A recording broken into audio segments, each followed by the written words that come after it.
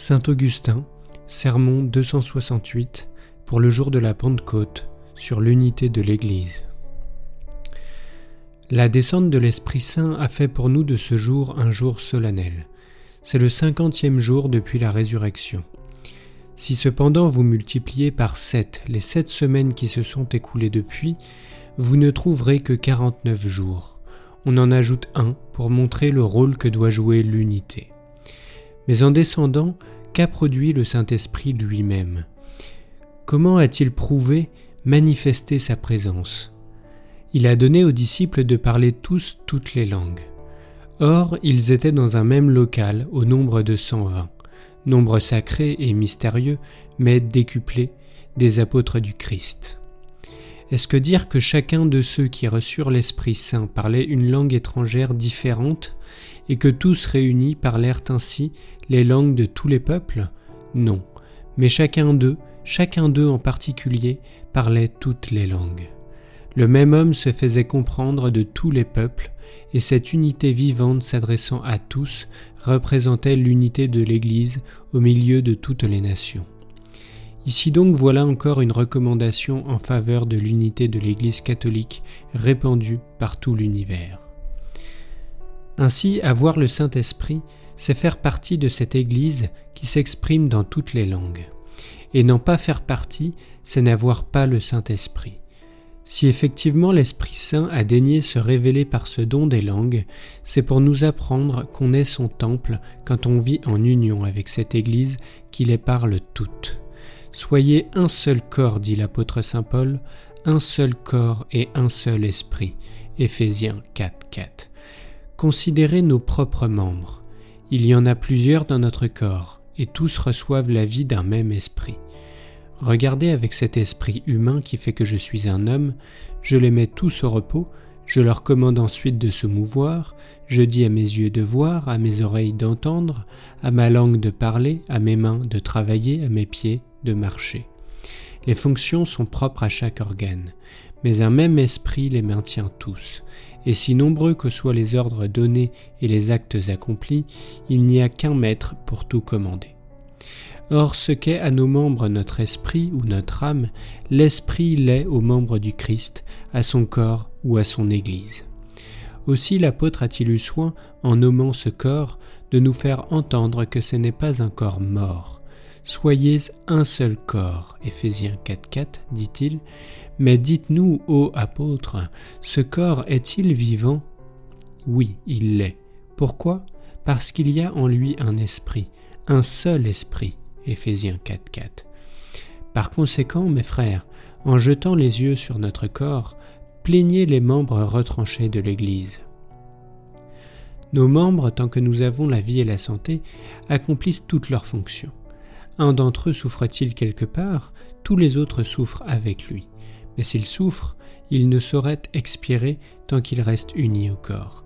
Et qu'est-ce qu'expirer, sinon rendre l'esprit ? D'un autre côté, si on retranche ce membre du corps, entraîne-t-il avec lui l'esprit qui l'anime ?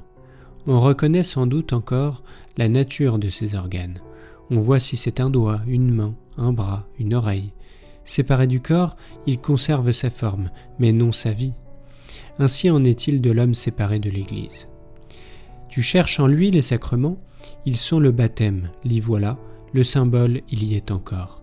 Ils sont la forme, mais si l'esprit ne t'anime intérieurement, c'est en vain qu'extérieurement tu te glorifies de ta forme. Mes très chers frères, Dieu insiste singulièrement sur l'unité. Voici un trait qui doit vous frapper. Quant à l'origine du monde, Dieu forma toutes choses. Quand il créa les astres dans le ciel et sur la terre, les plantes et les arbres, il dit que la terre produise. Genèse 1:11. Et à l'instant furent produits les arbres et tout ce qui verdit. Il dit aussi que la terre produise toute âme vivante de tous les troupeaux et de tous les bestiaux. Genèse 1, 24-25. Ce qui s'accomplit. Dieu a-t-il fait sortir d'un même oiseau tous les autres oiseaux, d'un poisson tous les poissons, d'un cheval tous les chevaux et d'une bête toutes les bêtes ? La terre n'a-t-elle pas produit à la fois plusieurs animaux de même espèce, et ne s'est-elle pas couverte au loin d'une infinité de mêmes plantes ? Mais quand il s'est agi de former le genre humain, Dieu n'a créé qu'un homme pour en être la tige. Il n'a pas même voulu créer séparément l'homme et la femme. Il n'a créé que l'homme pour en tirer la femme. Pourquoi cela ? Pourquoi le genre humain commence-t-il avec un seul homme, sinon pour inspirer au genre humain l'amour de l'unité ? Aussi le Christ notre Seigneur est-il né d'une femme seulement. La Vierge est le symbole de l'unité et en conservant comme sa virginité, l'unité demeure incorruptible. D'ailleurs, il prêche lui-même à ses apôtres l'unité de l'Église. Il se présente à eux et eux croient voir un fantôme. Ils ont peur, ils se raffermissent et lui leur dit « Pourquoi vous troublez-vous ? Et pourquoi ces pensées montent-elles dans votre cœur ? Voyez mes mains, palpez et reconnaissez, car un esprit n'a ni os ni chair, comme vous m'en voyez. » Luc 24, 38 à 39.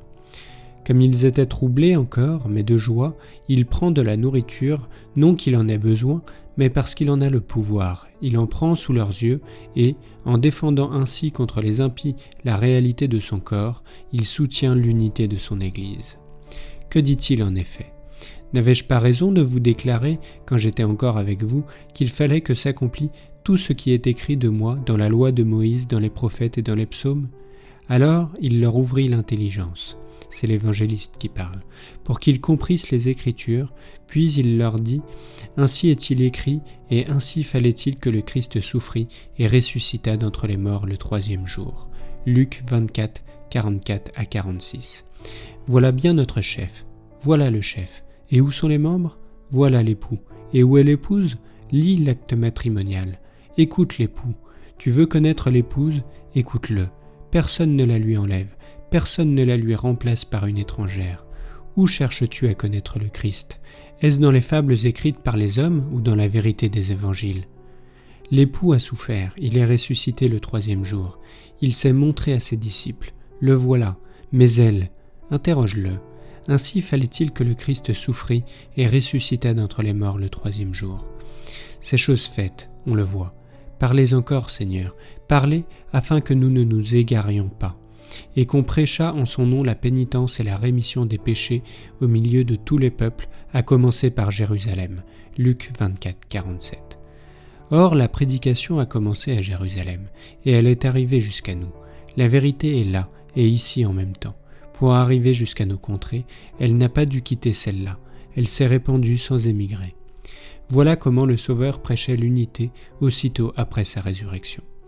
Mais il vécut ensuite 40 jours avec ses disciples. Puis, avant de monter au ciel, il leur recommanda de nouveau son Église. C'est un époux qui, avant de partir, recommande à ses amis son épouse. Non pour qu'elle s'attache à aucun d'eux, non pour qu'elle en aime aucun comme son époux, mais pour qu'elle l'aime, lui, à titre d'époux, et eux, à titre d'amis de l'époux. C'est d'ailleurs ce que veulent avec ardeur des amis véritables. Ils ne souffrent pas de ce que l'épouse se souille d'impurs amours. Ils en ont horreur quand eux-mêmes en sont l'objet. Contemplez ici un ami zélé de l'époux divin. Il voyait l'épouse se prostituer, en quelque sorte, à des amis de l'époux. J'apprends, dit-il, qu'il y a des scissions parmi vous, et je le crois en partie. 1 Corinthiens 11, 18.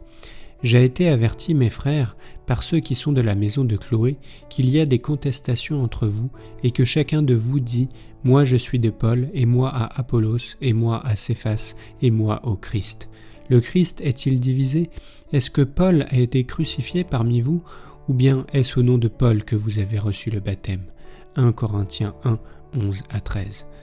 Oh, le vrai ami, il repousse loin de lui l'amour de l'épouse d'autrui. Afin de pouvoir régner avec l'époux, il ne veut pas être aimé à sa place.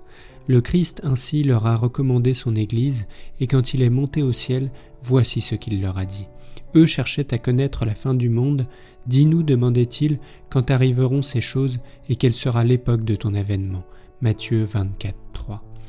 Il ne vous appartient pas, répondit-il, de savoir les temps que le Père a réservés pour sa puissance. Acte 1, 7. Écoute, ô disciples, ce que veut te faire connaître le Maître. Mais vous recevrez, poursuit-il, la vertu de l'Esprit Saint qui descendra en vous. Acte 1, 8. C'est ce qui est arrivé. Le 40e jour, il est monté au ciel, et l'Esprit Saint, descendant aujourd'hui même, remplit tous ceux qu'il trouve réunis et leur fait parler toutes les langues pour prêcher à tous l'amour de l'unité. Cette unité nous est donc à la fois recommandé par le Seigneur ressuscité et par le Christ montant au ciel, puis recommandé de nouveau par l'Esprit Saint descendant aujourd'hui.